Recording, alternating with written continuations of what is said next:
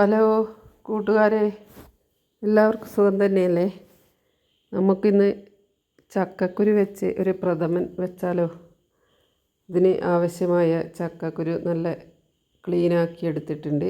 ഒരു 20 ചക്കക്കുരു എടുത്തിട്ടുണ്ട്. അത് കുക്കറിൽ ഇട്ട് വേവിക്കാൻ വേണ്ടി കഴുകി വൃത്തിയാക്കി എടുത്തിട്ടുണ്ട്.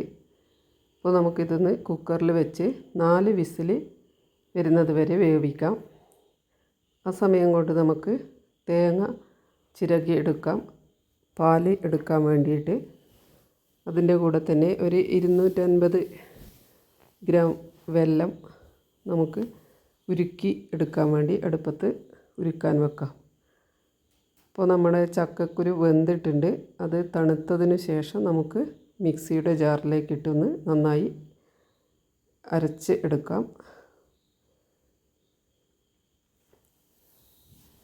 കുറച്ച് ചക്കക്കുരു വേവിക്കാൻ എടുത്ത് ആ വെള്ളവും കൂടി ഇതിൻ്റെ കൂടെ ഒഴിച്ചിട്ട് വേണം അരച്ചെടുക്കാൻ. അപ്പോൾ നമുക്കൊന്ന് മിക്സിയുടെ ജാറിലിട്ട് നന്നായി അരച്ചെടുക്കുക. ഈ അരച്ച മിശ്രിതം നമുക്ക് ഒരു പാത്രം അടുപ്പത്ത് വെച്ച് അതിലേക്ക് ഇട്ട് കൊടുത്തതിന് ശേഷം ഉരുക്കാൻ വെച്ച വെല്ലം ഇതിലേക്ക് ചേർത്ത് നന്നായി ഇളക്കി കൊടുക്കാം. കട്ടകളൊന്നുമില്ലാതെ തന്നെ ഇളക്കി യോജിപ്പിച്ച് കൊടുക്കാം. ഞാൻ ഇതിൽ ഇടുന്ന വീഡിയോ നിങ്ങൾക്ക് ഇഷ്ടമാകുന്നുണ്ടെങ്കിൽ ഒന്ന് സബ്സ്ക്രൈബ് ചെയ്ത് ലൈക്കും ഷെയറും ചെയ്യണേ. അപ്പോൾ ഇത് നന്നായി ഒന്ന് ഇളക്കി യോജിപ്പിച്ചിട്ടുണ്ട്. ഈ സമയം കൊണ്ട് നമുക്കൊന്ന് തേങ്ങയുടെ പാല് പിഴിഞ്ഞ് എടുത്ത് വെക്കാം. ആദ്യം 1-ാം പാലും പിന്നെ രണ്ടാമതെടുത്ത പാലും ഉണ്ട്. അതിൻ്റെ കൂടെ നമുക്ക് ഏലക്കായ പൊടിച്ചെടുക്കണം. കുറച്ച് പഞ്ചസാരയും ഇട്ട് മിക്സിയുടെ ജാറിലിട്ട് പൊടിച്ചെടുക്കാം.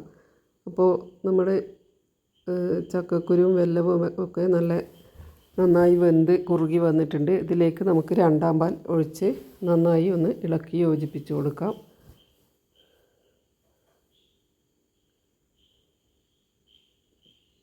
ഇളക്കിക്കൊണ്ടിരിക്കണം, ഇല്ലെങ്കിൽ ഇത് അടിയിൽ പറ്റി പിടിക്കും. അതുകൊണ്ട് നന്നായി ഇളക്കി കുറച്ച് സമയം ഇളക്കി വേവിക്കണം. അപ്പോൾ ഏകദേശം നന്നായി വെന്തിട്ടുണ്ട്, കുറുകി വരുന്നുണ്ട്. ആ സമയം നമ്മൾ പൊടിച്ച് വെച്ച ഏലക്കായ ഇട്ട് കൊടുക്കാം. എന്നിട്ട് ഒന്നുകൂടി നന്നായി ഇളക്കി യോജിപ്പിക്കുക. ഇതിൽ കുറച്ച് ചുക്കുപൊടിയും കൂടി ഇട്ട് കൊടുക്കുന്നുണ്ട്.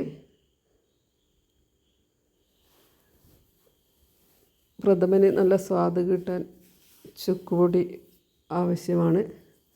നമ്മൾ നന്നായി ഇളക്കി യോജിപ്പിച്ച് 1-ാം പാല് 2-ാം പാല് ഒഴിച്ചതിന് ശേഷം അത് കുറുകി വന്നിട്ടുണ്ട്. ഇനി നമുക്ക് കുറച്ച് നമ്മൾ ചുക്കുപൊടി ഇട്ട് കൊടുത്തിട്ടുണ്ട്. ഒരു നുള്ള് ഉപ്പും കൂടി ചേർത്ത് കൊടുക്കണം. ഒന്ന് ഇതിലെ മധുരം ബാലൻസായി കിട്ടാൻ വേണ്ടിയാണ്.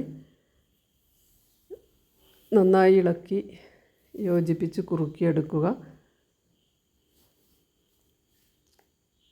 ഇത് ഏകദേശം നന്നായി കുറുകിയതിന് ശേഷമാണ് നമ്മൾ 1-ാം പാൽ ഒഴിക്കുന്നത്. അപ്പോൾ നമുക്കിനി 1-ാം പാൽ ഒഴിച്ചു കൊടുക്കാം. 1-ാം പാൽ ഒഴിച്ചു കൊടുത്ത് അധിക സമയം വേവിക്കാൻ പാടില്ല. ചെറുതായി ഒന്ന് തിള വരാൻ നോക്കുന്ന സമയം തന്നെ നമ്മളിത് ഓഫാക്കി വെക്കേണ്ടതാണ്. ഇതിലേക്ക് ഒരു 1/2 സ്പൂൺ നെയ്യ് കൂടി, പശുവിൻ നെയ്യ് കൂടി ചേർത്ത് കൊടുക്കണം. പ്രഥമൻ്റെ ടേസ്റ്റ് കിട്ടാൻ നെയ്യ് അത്യാവശ്യമാണ്. അപ്പോൾ ഇത് ഏകദേശം നന്നായി കുറുകി വന്നിട്ടുണ്ട്. നമുക്കിതിൻ്റെ തീയൊന്ന് ഇനി ഓഫ് ചെയ്യാം. കാരണം ഇത് 1-ാം പാൽ ഒഴിച്ചതിന് ശേഷം തിളക്കാൻ പാടില്ല. ഏകദേശം ഇങ്ങനെ ഒരു തിള വരാൻ നോക്കുന്ന ആ സമയം കൊണ്ട് തന്നെ നമുക്കിതൊന്ന് ഓഫാക്കേണ്ടതാണ്. അപ്പോൾ അത് നമ്മൾ ഓഫാക്കി വെച്ചു. ഇതിലേക്ക് ഇനി നമുക്ക് നെയ്യിൽ മൂപ്പിച്ച മുന്തിരിയും അണ്ടിപ്പരിപ്പും ചേർത്ത് കൊടുക്കാം.